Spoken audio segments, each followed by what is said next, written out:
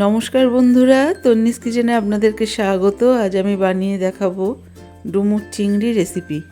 এই ডুমুর চিংড়ি রেসিপিটা কিভাবে বানালে আপনারা পারফেক্টলি বানাতে পারবেন এবং এর স্বাদ হবে একদম মাংসের মতো। এর স্বাদ কিন্তু খাসির মাংসের স্বাদকেও হার মানাবে। তাহলে দেখে নিন কিভাবে আমি ডুমুর চিংড়িটা বানিয়ে নিচ্ছি। আপনারা কিন্তু স্কিপ করে যাবেন না, প্রথম থেকে শেষ পর্যন্ত দেখবেন। সবার প্রথমে আমি ডুমুর নিয়ে নিয়েছি। আমি এখানে কিন্তু দেখুন কচি ডুমুরগুলো এরকম অর্ধেক করে কেটে নিয়েছি। কচি ডুমুরগুলো কিন্তু একদমই দানা হয়নি।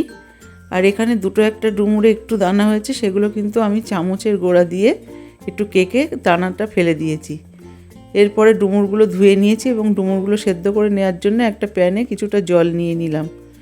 এরপর জলটা গরম হলে দিয়ে দিচ্ছি 1 চা চামচের 4 ভাগের 1 ভাগ খাওয়ার সোডা বা বেকিং সোডা। এটা কিন্তু অবশ্যই দিতে হবে। এরপরে আমি ডুমুরগুলো সেই জলের মধ্যে ঢেলে দিলাম এবং ডুমুরটাকে আমি ফুটে উঠতে দিলাম। ডুমুরটা ফুটে ওঠার পরে 5 মিনিট মতো আমি এটাকে সেদ্ধ করে নেব। একেবারে গলিয়ে ফেললে চলবে না, ঠিক একটা চামচে করে তুলে নিয়ে দেখে নিতে হবে। এই পর্যায়ে কিন্তু দেখুন এখানে ডুমুরের গায়ের যে খোসাটা পুরোপুরি উঠে আসছে। আমাদেরকে কিন্তু এটা চেক করে নিতে হবে। যখনই ডুমুরের গায়ের খোসাটা এরকম পরিষ্কারভাবে উঠে আসবে, সেই সময় কিন্তু গ্যাসের ফ্লেমটা অফ করে দিতে হবে এবং খুব পরিষ্কার করে একটা ঝুড়িতে করে ডলে ডলে ধুয়ে নিতে হবে, খোসাটা তুলে ফেলতে হবে।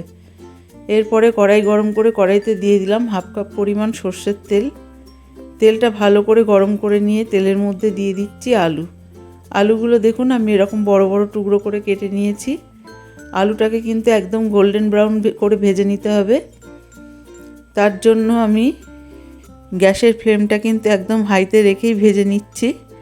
এরপরে দিয়ে দিচ্ছি পরিমাণ মতো নুন আর পরিমাণ মতো হলুদ। এই নুন হলুদটা দিয়ে কিন্তু ভালো করে আমাদেরকে ভাজতে হবে যতক্ষণ না গোল্ডেন ব্রাউন হচ্ছে।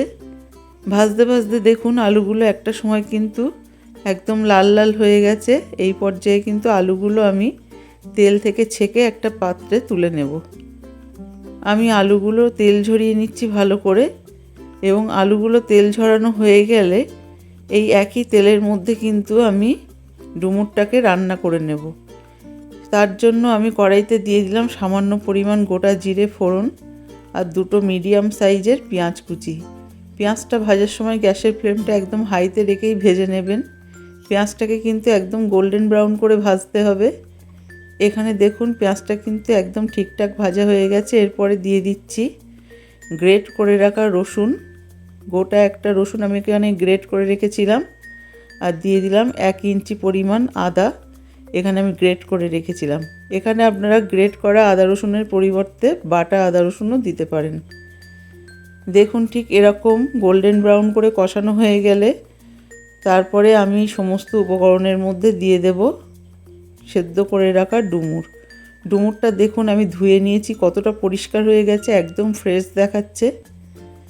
এরপরে ডুমুরটা দেওয়ার পরে গ্যাসের ফ্লেমটা লো টু মিডিয়ামে রেখে আমি 2 থেকে 3 মিনিট মতো কষিয়ে নেব।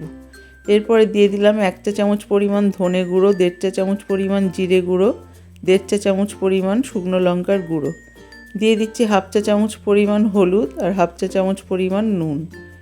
সমস্ত মশলাপাতি একসাথে করে দিয়ে গ্যাসের ফ্লেমটা একদম লোতে রেখে আমি 2 থেকে 3 মিনিট আবারও কষিয়ে নেব। দিয়ে দিচ্ছি একটা তেজপাতাটা দিলে কিন্তু ডুমুরে খুব ভালো একটা ফ্লেভার আসে। এখানে দিয়ে দিচ্ছি 250 গ্রাম পরিমাণ চিংড়ি মাছগুলো কিন্তু আমি এখানে ভালো করে ধুয়ে পুরো খোসা ছাড়িয়ে রেখে দিয়েছি। সেই চিংড়ি মাছটা আমি এর মধ্যে অ্যাড করলাম। চিংড়ি মাছটা দেওয়ার পরে আবারও 2 মিনিট মতো গ্যাসের ফ্লেমটা লো টু মিডিয়ামে রেখে কষিয়ে নেব। চিংড়ি মাছটা যখনই একটু হালকা হালকা ভাজা হয়ে যাবে, সেই পর্যায়ে কিন্তু আমি এর মধ্যে অ্যাড করব জল। এখানে কিন্তু ডুমুর চিংড়ি খুব বেশি ঝোল হবে না, একটু মাংসের মতো কষানো রান্না হবে। সেই কারণে কিন্তু বেশি জল এখানে দেব না, জাস্ট ডুমুর আর আলুটা সেদ্ধ হতে যতটুকু জলের দরকার ততটুকুই দেব। এখানে দিয়ে দিলাম সামান্য পরিমাণ কালো গোলমরিচ গুঁড়ো, এটা অপশনাল। এরপরে দিয়ে দিচ্ছি ভেজে রাখা আলুগুলো দেওয়ার পরে আবারও একটু কষিয়ে নিচ্ছি 1 মিনিটের মতো, যাতে আলুর মধ্যে মশলাটা ভালোভাবে ঢুকে যায়। এরপরে 1 মিনিট মতো আলুটা কষানো হয়ে গেলে এর মধ্যে কিন্তু আমি জল অ্যাড করে দেব। আমি এখানে 700 ml মতো জল অ্যাড করছি। জলটা আপনারা আপনাদের পরিমাণ অনুযায়ী দেবেন। জলটা দেওয়ার পরে আমি ভালোভাবে ফুটে উঠতে দেব ডুমুরটাকে। এখানে ডুমুরটা যখন ভালোভাবে ফুটতে শুরু করবে সেই পর্যায়ে কিন্তু আমি এখানে একটা ঢাকনা দিয়ে ঢেকে দেব 10 মিনিটের জন্য। এখানে আমি হাই ফ্লেমে 10 মিনিট হতে দেব। ফিরে আসলাম 10 মিনিট পর। এখানে দেখুন ঝোলটা কিন্তু অনেকটাই টেনে গেছে। এই পর্যায়ে গ্যাসের ফ্লেমটা এবার লো টু মিডিয়ামে দিয়ে দেব এবং তলা থেকে ডুমুরটাকে ভালো করে নাড়িয়ে দেব। তলা থেকে ডুমুরটা নাড়িয়ে দেওয়ার পরে আমি দেখুন একটা আলু আপনাদেরকে তুলে দেখাচ্ছি। আলুটা কিন্তু একেবারেই সেদ্ধ হয়ে গেছে এবং একটা ডুমুর আপনাদেরকে কেটে দেখাচ্ছি। এখানে আলু ডুমুর পুরোপুরি সেদ্ধ হয়ে গেছে। সাইড থেকে দুটো একটা আলু এরকমভাবে একটু গালিয়ে দিচ্ছি যাতে ঝোলের থিকনেসটা একটু গাঢ় হয়। এরকমভাবে আলুটা গালিয়ে দিলে কিন্তু ডুমুরের তরকারিটা খুব ভালো টেস্ট হবে এবং কষা কষা টাইপের হবে। এরপরে আমি ভালো করে একটু নাড়িয়ে নিয়ে এর মধ্যে দিয়ে দিচ্ছি 1 চা চামচ পরিমাণ চিনি।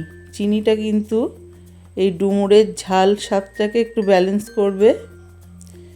এরপরে দিয়ে দিচ্ছি 1/2 চা চামচ পরিমাণ গরম মশলার গুঁড়ো। এই গরম মশলার গুঁড়োটা আমার হোমমেড গরম মশলার গুঁড়ো, সেটাই আমি দিয়ে দিলাম। এরপরে আমি গ্যাসের ফ্লেমটা একদম লোতে করে দিয়ে দিচ্ছি 1 থেকে 1.5 চা চামচ পরিমাণ গাওয়া ঘি। এটাও অপশনাল, তবে গাওয়া ঘিটা দিলে কিন্তু খুব ভালো একটা টেস্ট হয়। গাওয়া ঘিটা দেওয়ার পরে আমি 2 মিনিটের জন্য ঢেকে রাখলাম। ফিরে আসলাম 2 মিনিট পর। আমি কিন্তু এখানে গ্যাসের ফ্লেমটা অফ করে দিয়ে 2 মিনিটের জন্য ঢেকে রেখেছিলাম। এবারে আমি ডুমুরটা একটা বাটিতে আপনাদেরকে সার্ভ করে দেখাচ্ছি। এই ডুমুর চিংড়ি রেসিপিটা কিন্তু অবশ্যই আপনারা গরম গরম ভাতের সাথে সার্ভ করবেন। এটা কিন্তু অসাধারণ খেতে। আমার এই রেসিপিটা যদি ভালো লাগে অবশ্যই সাবস্ক্রাইব করবেন, লাইক দেবেন এবং প্রচুর প্রচুর শেয়ার করবেন।